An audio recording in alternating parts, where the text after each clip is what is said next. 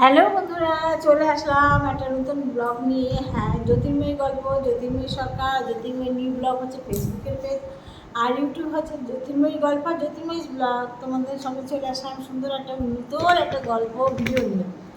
দেখো, খেতে বসেছি। এই যে ডাইনিং টেবিলে না বসে হাতে করে নিয়ে বসেছি তোমাদের দেখানোর জন্য। ঝিঙে আজকে আমি রান্না করেছি, ডাল, বেগুন ভাজা, ঝিঙে আলুর তরকারি। ঝিঙে পোস্ত কত ভালো লাগে না, কিন্তু ঝিঙে পোস্তটা খাওয়ার কারণে আমি খাই না।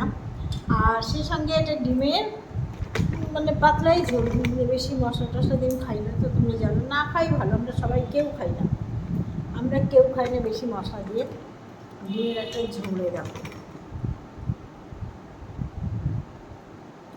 ডিমটা ভাঙলাম, দেখো ডিমটা কুসুমটা সাদা, সেই লাল ডিম না, ওটা সাদা ডিমের কুসুম।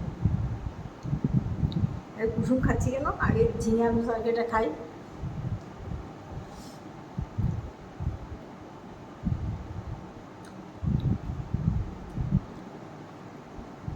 ঝিঙে পোস্ত ভালো লাগে বলো, আমার হাজব্যান্ডের সবচেয়ে ভালো ছিল। যেগুলো আমি খাই না, বারণ আমার সেগুলোই খেতেও হই না।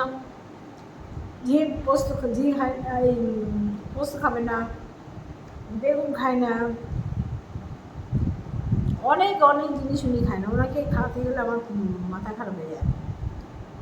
হ্যাঁ খাবে, কলা দিয়ে দুধ দিয়ে রেখে দেবা, কলার দুধ না, কলা দিয়ে আম রেখে দেবা, ডালের ভিতরে সেদিন আম দিয়ে খাচ্ছে, আর মেয়ে হেসে গড়াগড়ি খাচ্ছে। বলে, ও বাপি তুমিও কী খাও, ডালের সাথে আম, ডালের সাথে কলা খেয়েছো, তোমরা শুনেছ? আমি দেখেছি, চাকু আমার বাড়িতে একজন আছে পাবলিক, তো যখন 3-4 রকম রান্না করবো, টাইম হয়ে যাচ্ছে, যদি স্কুলের টাইম হয়ে যাবে, খাওয়ার টাইম নেই, কী করবো, সব সরাবে, জল দিয়ে ভাত দিয়ে চটকে কলা, 2-3টে কলা নিয়ে খেতে হবে, একদম পাবি।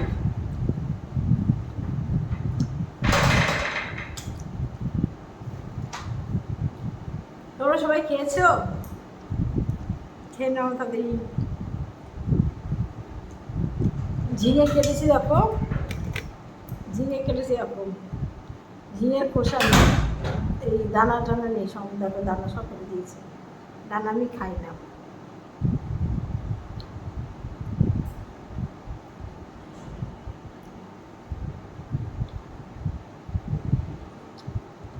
দানা খাওয়া বারণ না, কোনো কিছুই দানা খাই না, ডাল খাই না।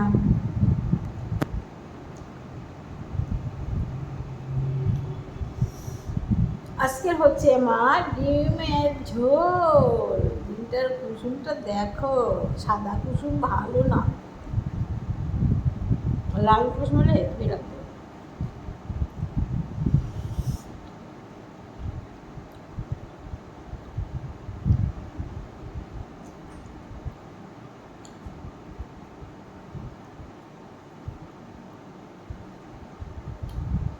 দেখো ওটা পুরো কালারটা ডান্ডিও লেগে খেলে এত মজা করে খাওয়া যায় না, ঘুরে ফিরে খাওয়া যায় না।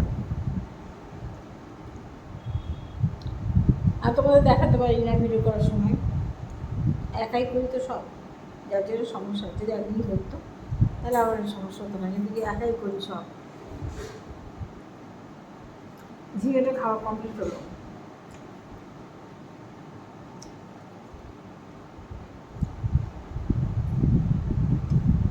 একটা মশা বসে আছে, মারলাম।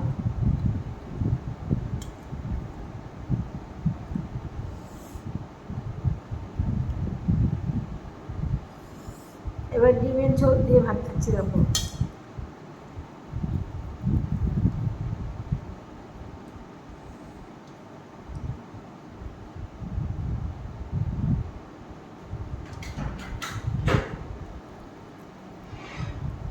আমি তরকারি করে সেই তরকারিটাকে সিদ্ধ করে নিই, জানো, গরম তেলে ফুটিয়ে নিই, কিংবা গরম তেলের ভিতরে রেখে দিই, তারপরে খাই। সেটা খাওয়া সবচেয়ে ভালো, কেন বলে যে যেসব জীবাণু তৈরি করা হয়, মানে খাবারে বিষাক্ত সার, বিষ টিষ দেওয়া হয় না, ওগুলো খাওয়া নেওয়া সব থেকে ভালো। আমি এইভাবে খাই। আমি, তোমরাও খাবে, ডাক্তারে বলে দিয়েছে এইভাবে খেতে।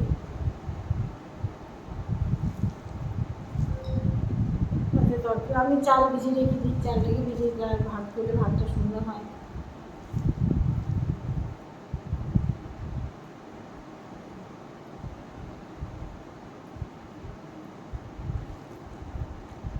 আজকে ডিম রান্না করতে গিয়ে একটা কাণ্ড ঘটেছে, ডিমটা বোঝা যাচ্ছে না, ভালো লাগছে না। কাণ্ড ঘটেছে, জানো কী হয়েছে? আমি দুপুরের লাইট করি বেলা 12টায়, ডিমের ঝোলটা বসিয়ে আমি বললাম আমার হাজব্যান্ডকে, বলছি কি আমি ডিমটা বসিয়েছি, তুমি কি তোর মনে করো? বলে হ্যাঁ হ্যাঁ। আমি আবার বলছি মনে করো? বলে হ্যাঁ হ্যাঁ। এবার আমি লাইট করছি, হঠাৎ করে পোড়া গন্ধ পেয়ে মনে পড়েছে ডিম বসানো, যে দৌড়েছি, ডিম টপ করে নি তুমি দেখি কড়া লেগেছে, ডিমটা আলুটা পুড়িনি, আর সব হয়েছে, পাঁচ সব পুড়ে গেছে।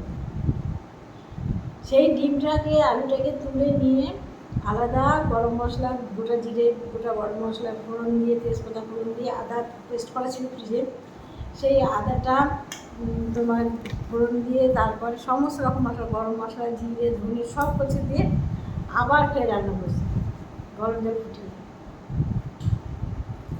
ভাবতে পারো? এবার ওরা জিজ্ঞেস করেছে তুমি করলে কেন? বলে আমি নিজেই বিড়ালের মাছ প্রতিদিন পুরাই, আমার বলো তাহলে কী করলে বলো?